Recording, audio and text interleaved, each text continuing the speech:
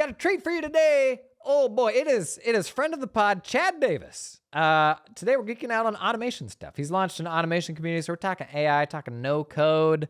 Always a delight to talk with Chad, the pride of the North. This was a super fun one. We learned a little bit about Chad, like outside of the accounting firm running context. So I think you'll like this one. Come on in.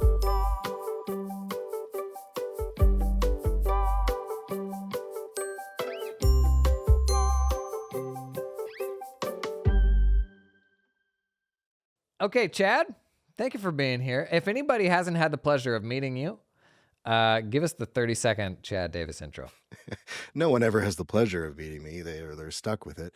The 30-second intro is, I'm Canadian. I have commitment issues and decide to live 6 months in the US and 6 months in Canada as I travel with my family.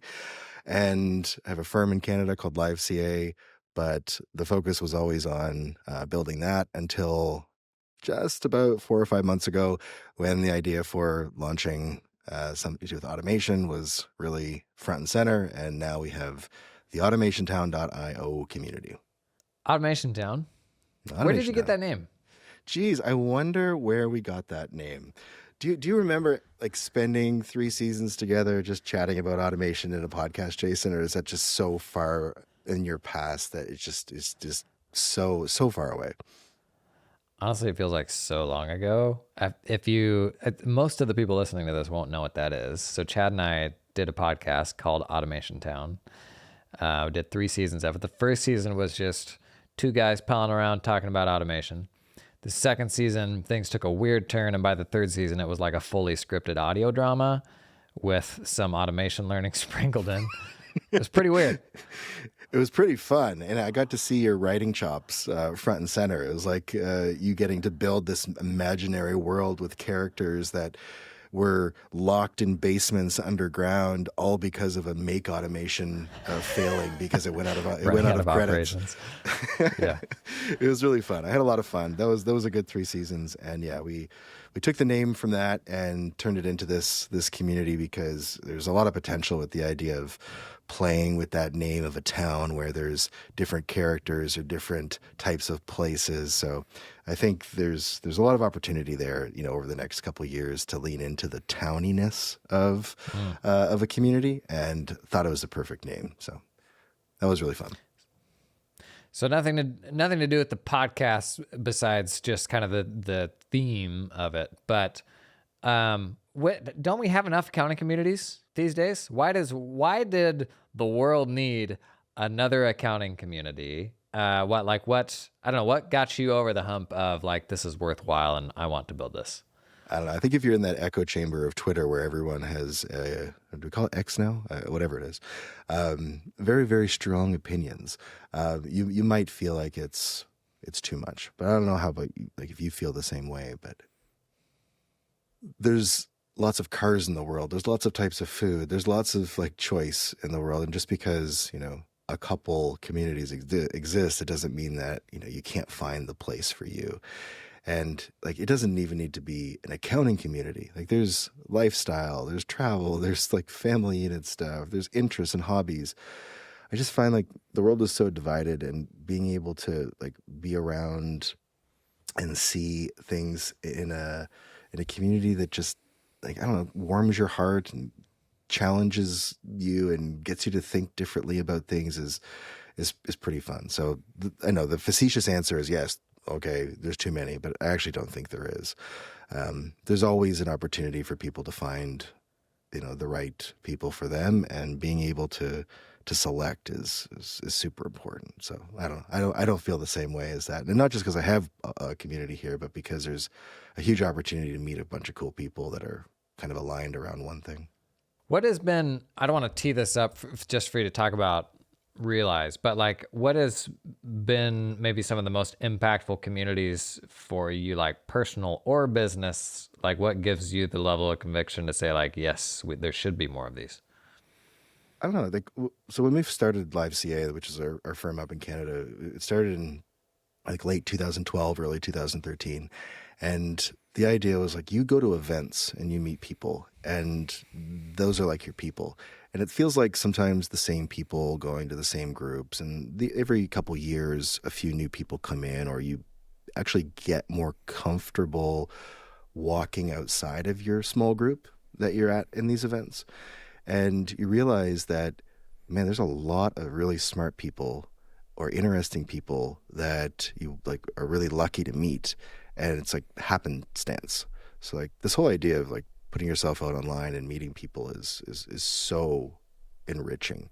And like there was a point in time when going to these events was so tiring for me. Like I probably like took off 3 or 4 years from going to these things just to kind of focus back on the company. But I missed it. And like the community of like RVing, that was super huge. I got to meet people that own businesses and traveled in different styles. Like those are great communities to be in. Finding people that not just owned firms, but like really wanted to change the accounting profession for the better. Those are great places to go, but they were pretty much limited to events, or like the odd virtual event that you went to. So like you mentioned teeing up Realize. Like I'd say that's the most active community that I've ever been in, because there was so many people that felt like they were alone and they just wanted people around them to be able to talk to. It doesn't even mean you have to learn from each other or be the smartest person in the room or feel like you know everything. I think like just the collective quality of good people in a room naturally brings out the inquisitiveness and the curiosity and the helpfulness. And the bad apples get weeded out pretty quickly, but by all means, like Realize has been a great place for me just to kind of meet new people that kind of feel the same, that there's a lot of opportunity in this industry to do a little bit better. Yeah, I almost feel like until we are to the point where the bulk of firm owners don't have a bunch of friends who are firm owners and, aren't, I think the vast majority of accounting firm owners in all likelihood are not friends with other firm owners. Like they may be pleasant with them and they may bump into them from time to time, but they don't like actually have relationships with other firms where they talk about what they do and they share ideas and kind of the energy that you can get from that. And I almost feel an obligation to like cram community down people's throats until they realize like, stop trying to do everything yourself. Like we're all doing the same thing. Can we not help each other out? I mean, I could be your hype man here. You don't need it, but that's what I love about your PM stuff. It's like you started with this massive problem that is at the root of almost every single firm issue, which is how do you organize your work? How do you show up to work every day and decide what to do? You're like, yeah, let's tackle that. So I'm loving following what you're doing with that and giving your lists and the do's and the don'ts and the ones to stay away from, because even that in its simplest form, which is a list, shows people that there's other people out there that are caring about what the industry is using. And yes, there might be some bias or something, but good, because it's just been too many years where we just accept really bad tools and just say that that's normal. And I guess it does take a certain person to challenge that. And I'm realizing that it's not just firm owners. It's people in the leadership team of those firms. It's the people that care about their fellow colleagues that don't want them to have to do something that should have taken 2 minutes, 25, or vice versa. It's really good what you're doing, and I hope that there's more like that comes down the pipe for helping other people. I hope so too. I hope more people jump in on that. Okay, automation. What does that actually mean? There's a good percentage of people here, and I think everybody loves the idea of automation, and everyone's like, oh yeah, no, we're going to automate this, workflow that. When you say automation and you create a community for automation, is it specifically accounting related automation? Accounting related work, yeah. So this community is specifically for enjoying work a little bit more by doing a little bit less. So not having to do the things manually that you've grown up with or been trained on, but to question and to decide, maybe there's another way that we can do this. So like your content for years has been pretty heavy on automation and tech. And then it's kind of morphed into helpful content. And everything that's related to it. Hang on. Morphed into, whoa. Morphed into helpful content. It's morphed into different areas of helpful content. There, Okay. that sounds. Thank better. you. And what I love about it is like you realize that the world isn't solved by one view or one thing, right? Just because you have a good business model doesn't mean you're gonna have the best people or the best, way that you collect things or the way that you work. And just because you have great tech doesn't mean that your business is gonna work. That's why I love, like, you're hitting on all the important things about running firms, which is that it's interconnected. And the more you realize that there's no silver bullet to fixing your firm, the better off you'll be. So that's what I love about your stuff. On the automation side, one element of enjoying work is not doing the really crappy stuff. And automation by its default is computers doing what computers should be doing and humans doing what humans should be doing. And building those together in this sort of harmonious system where you're prioritizing what you should be automating and you're living with the things that aren't as important as those. So to me, automation really is that decision matrix of what you prioritize, and is it programmatic, which is repeatable and it's the same all the time, or is there this element of interpretation? And like that's kind of where AI can kind of come into it. So merging automation and AI into this one place where you can decide how you want to do work a little bit better with a whole bunch of peers figuring this stuff out is why Automation Town exists. It's just for that sliver of trying to enjoy work a little bit more. And from a practical standpoint, is automation creating an Outlook inbox rule? Is it SQL database prompting? Is like, how do you think of that? I mean, you've probably done 100 videos on this too about like automation stuff. So I know you know the answer for yourself. And I think that's the thing. It's like, you don't have to have a definition that's attributable to every single person. The way I think about automation is like, it's a repeatable thing that you no longer have to do manually. It could involve some AI, but it's programmatic. It's recurring. So yeah, it could be a rule or a filter, but it also could be grabbing all your QBO reports for your client into some place that automatically does a bunch of analysis and spits you out some to-do list. I don't know. It could be an everything in between. So for me, it's more about the programmatic stuff. And then when you start layering in AI, there becomes a little bit more human involved today. And then who knows where that goes in the future. But that's how I feel about automation. It's fun too. It's so fun taking a really crappy process and like not having to do 80% of it. Yeah, that is nice. For people coming in and like thinking about joining, is there what level of expertise is it suited for a specific level of expertise? I imagine a lot of folks have like this automation dysmorphia and they see people who are always ahead of them and they're like, well, then this probably isn't for me because I'm not as good as that person over there. Like what level, is this brown belt? Is this black belt? What level is this? If you know me, there's no belts on this guy, no skills.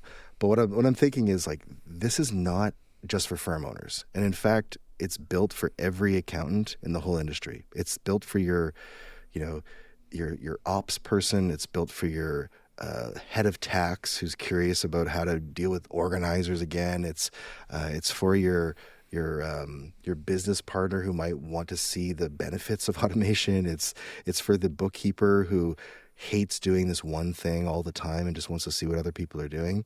So we have two distinct groups, and there'll be more sort of programming related to this coming up. But there's beginners, which is, I'm excited, but I know almost absolutely nothing and have no experience with this.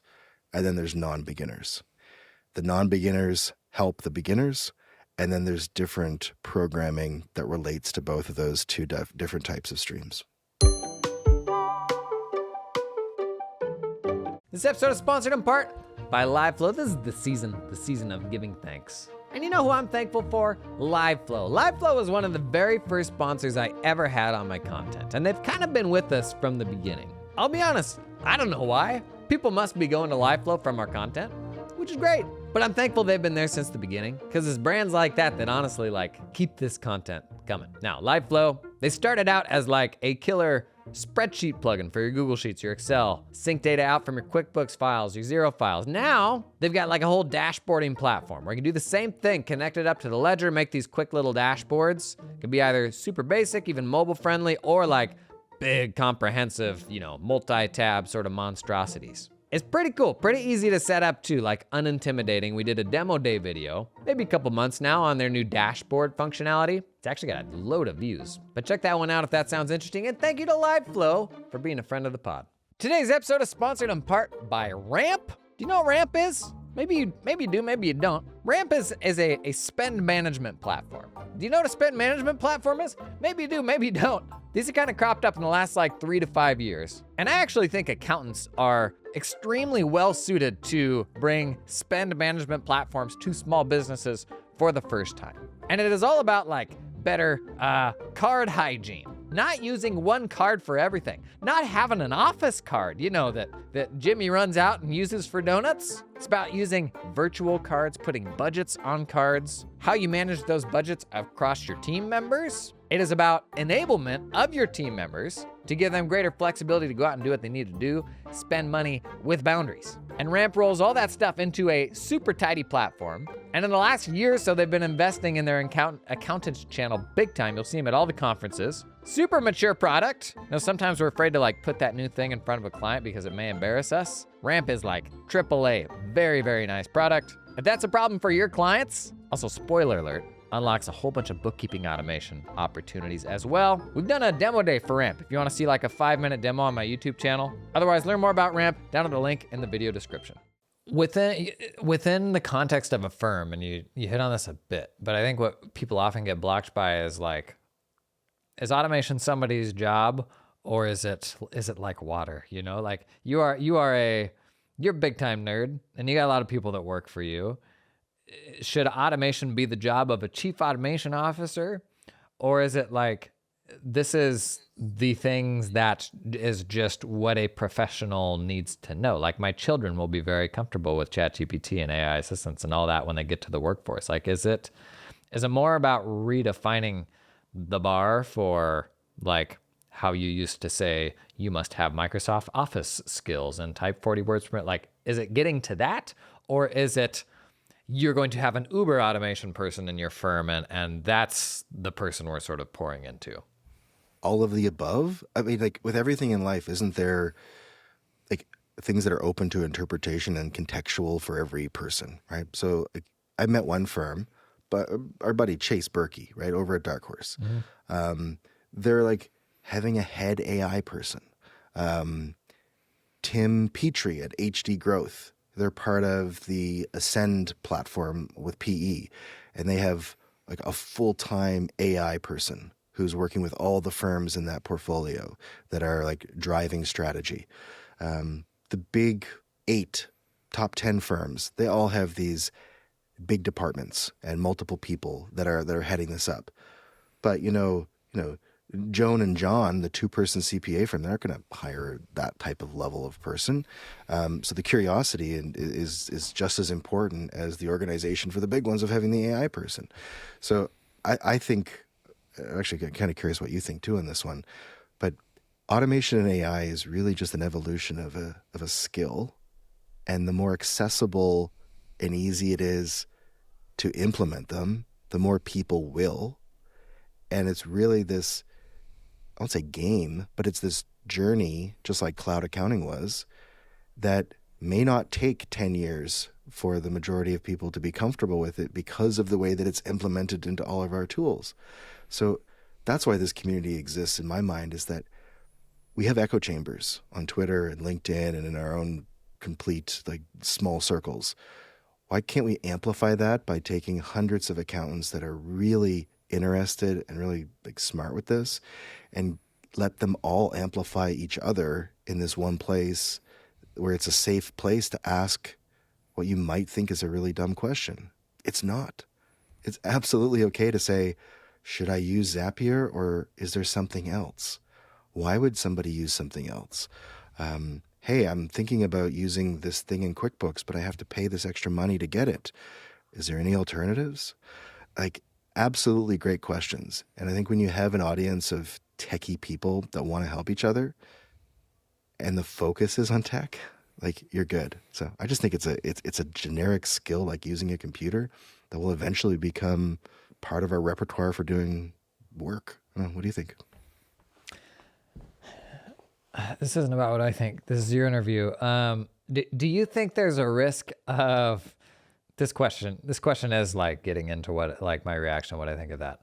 Take the big four, big eight, they've got the big old AI teams. Is there risk in making tech or AI or automation? Is there risk in making it somebody's job? Because everybody else can sit back and be like, oh no, Steve will do that. Steve's going to join the community. And then you just tell us Steve and come automate our things. We want Steve's son. Steve's retiring, remember? Yeah. Okay. Anecdotally, it's easy to talk about this and say, yes, it's a risk. But like in our firm specifically, it's easy for me to say, oh, I'm the AI person. But I actually think that's really detrimental to the growth of our firm because we have groups of people that are in charge of overall like processes. And then within each group, they are ultimately responsible for identifying and doing the right things and being educated. And that's how you progress through different areas of the firm. So by structuring it that way, you're avoiding the it's Steve's job type of thing where it actually stalls all the innovation and doesn't include people. So maybe it's more of a cultural issue of like, is your firm a production farm of work with no innovation and openness to change? Or is it a opposite of that? Yeah, I feel we talked about this clear back in the no code days when we were kind of in peak no code. It feels like where the level of leverage that's possible from people is like just getting to be astronomical. Like people talk about the first single person $1 billion companies, and that'll happen someday.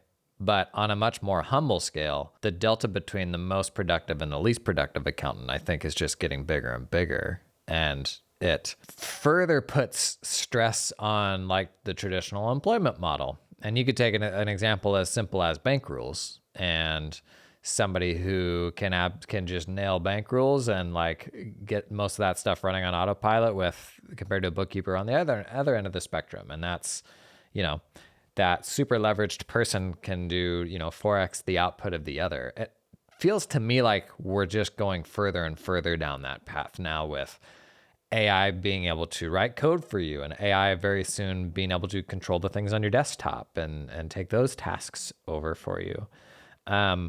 You have any thoughts on how to build an accounting firm where those types of people can succeed? Because I think oftentimes employment is not elastic enough to like even enable that level of independence and productivity from a person because they're kind of boxed into here's how we do XYZ. I don't know. I've never worked at a company where my boss wasn't interested in making things better because it would either help him with his budget because he wouldn't have to spend money on extra people or her, or it made them look good.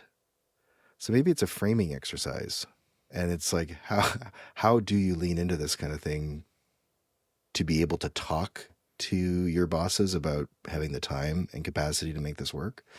I don't know.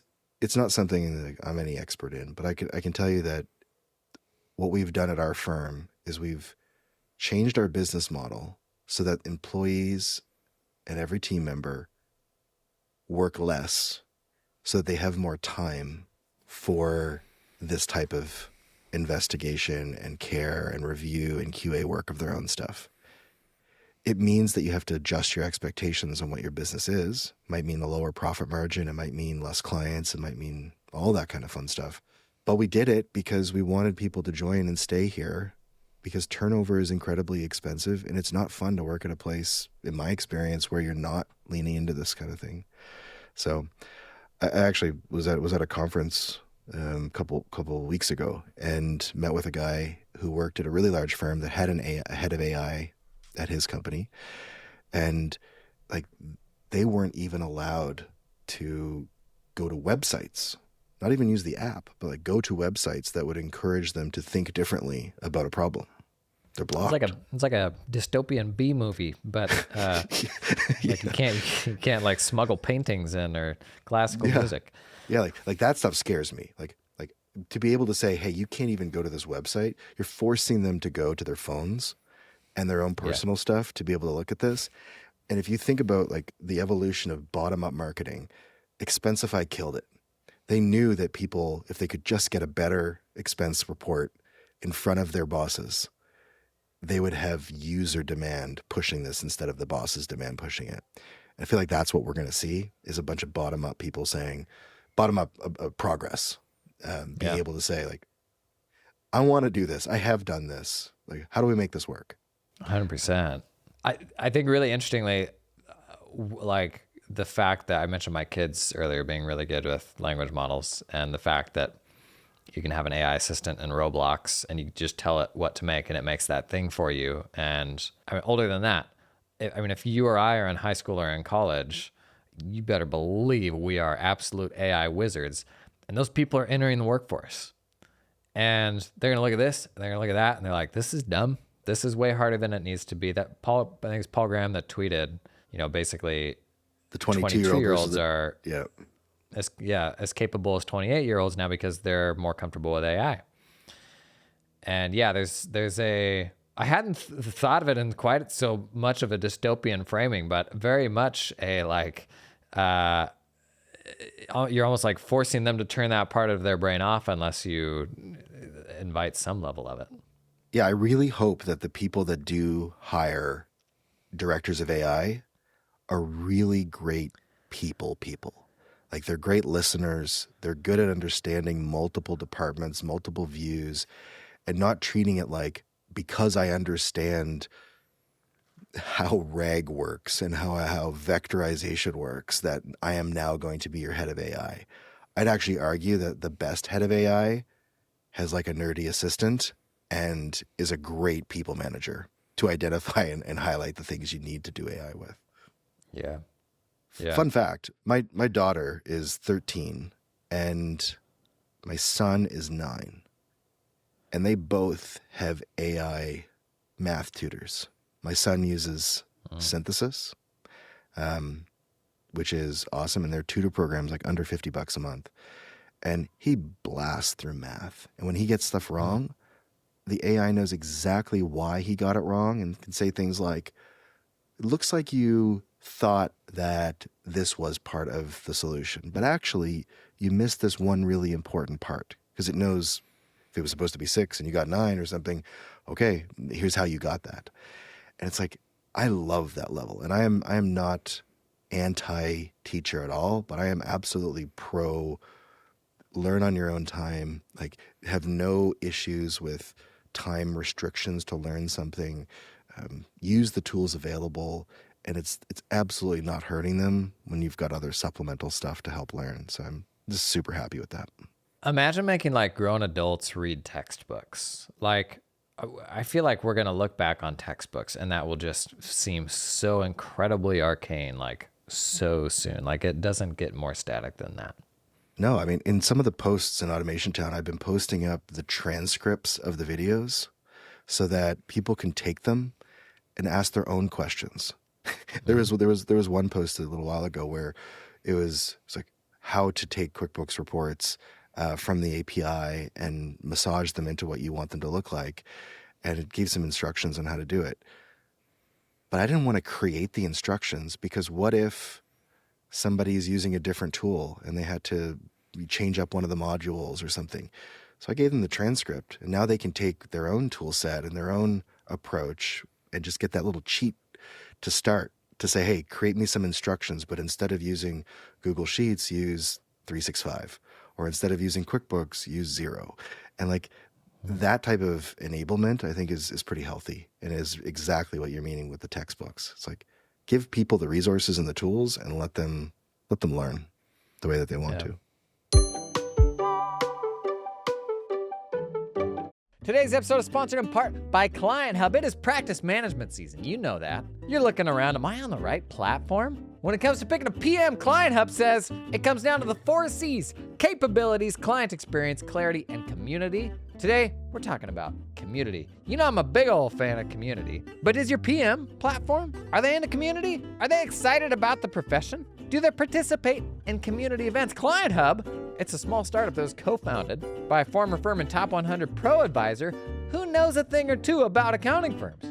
When you adopt Client Hub, you don't just get a practice management system, you become part of a community. As part of Client Hub, you can ask questions, get advice, share your perspectives, all with a welcoming community of small firm accounting professionals like you. It's not cold, lifeless SaaS. It's a service the Client Hub delivers that's more than just software. Learn more about Client Hub, check out the link down in the show notes. This episode is sponsored in part by Cloud Accountant Staffing, who helps accounting firms work with talented accountants in the Philippines for the first time. Origin story of Cloud Accountant Staffing. A guy named Jordan was running a cloud accounting firm, a team of about 15. This story may feel familiar to you. Like most firm owners, struggle to find onshore accountants, and after having 4 consecutive offers rejected in 2020, was burned out on hiring. Oh, buddy, if you've ever hit that wall, you know what that feels like. That's when he turned to offshore staffing companies for help. Although his experience was not a big success, he realized there was like something to it. The underlying people were great. So he started building his own offshore hiring pipeline in 2021. Now his accounting firm has 9 full-timers in the Philippines. A light bulb went off and Cloud Accountant Staffing was born. Now he's just doing the same thing for other firms. Like it's as simple as that. The number of slimy DMs I get from, maybe I shouldn't say slimy, from random people I don't know anything about on LinkedIn offering their services. I can tell you Jordan is literally just a guy that runs accounting firms. I don't think he still runs his firm, but that was how this whole business got started. Was he just started doing it for other people who have all the same questions you probably do if you haven't done it before. So if you're feeling blocked on hiring heading into next year, give him a shout. Cloud Accountant Staffing, link down in the show notes. A couple community questions, and then I want to indulge with one more AI question. Mm-hmm. Real practical, what does it look like for somebody coming into the community? What should they expect? Is it I'm gonna go through this course that Chad put together? Is it getting on big calls with a bunch of people? Is it like one-on-one? What should they expect coming in? Right now, it's $39 a month, and you get instant access to the Circle community. From there, there's a welcome post where you essentially say who you are and what you're looking to build. And if there's people that can help you build that, they'll respond. If not, I will absolutely do that. You have access to 8 or 9 really long videos that were part of the launch event back in August. And we had all kinds of people like Isaac from Opser and Shane from Power Apps 911, and like all these really great people, Corey from Streams, all just like building out things like revenue dashboards and connections to all these tools. And Olivia Look did a beginner Zapier for accountants hour on how to do onboarding. Like you can watch those videos, take the transcripts, ask questions about them. It gives you an idea of like what's possible. And we tried with those 8 weeks to cover the gambit of like what you could do with automation inside of an accounting firm. And then there's different spaces. So the space that is the most used is tech support. So you're building something, you get stuck, post a question, everybody will help. Unsure if you should, like which AI tool you should use for transcripts, ask. People will talk about it. Then there's a share your automation. So if you've built something that you're proud of, it's like show and tell. You go in, share it. Other people can ask questions and use that. And then there's some bi-weekly challenges where people can kind of like follow along and build as you go. I think what will happen in the future is that there's just more like beginner friendly content of where to start, and then some more non-beginner content. But what I've been really liking is like every week we have 1 or 2 sessions that you can pop into live and ask questions, learn. We just did one on yesterday, where we were able to just have people ask questions about a QuickBooks API build.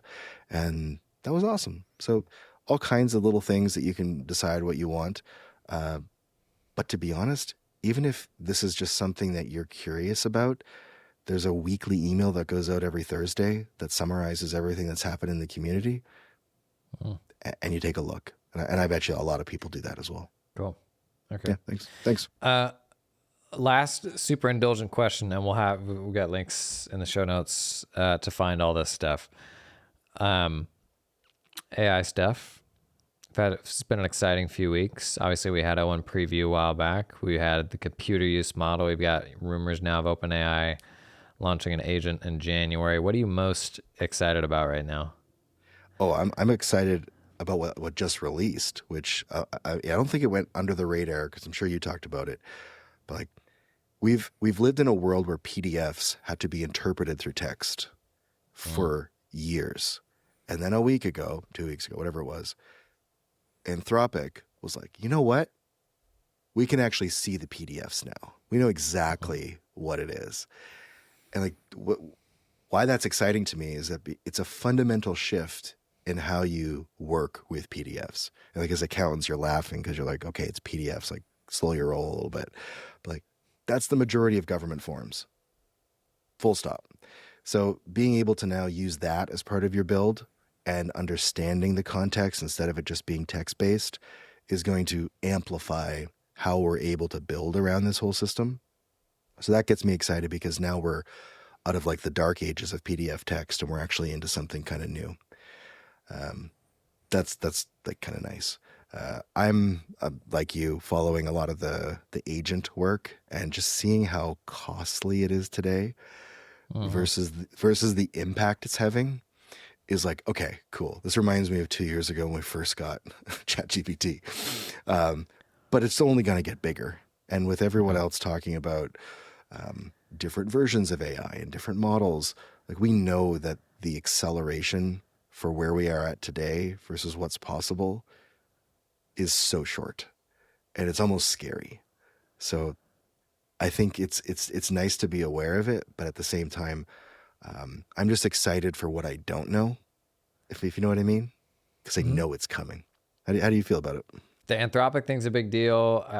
I think it probably goes under the radar because there's not a ton of people using Claude, but a tax return, like if you want to review a tax return, it's not a structured body of text. It's like a quote unquote box, and like where stuff is spatially doesn't make any logical sense. It doesn't follow the flow of, a book or something like that. So language models will work really good with a meeting transcript. It's just a bunch of text, but something like a tax return to now have something that can like reason through a more abstract document like that. Super cool. I'll be honest right now.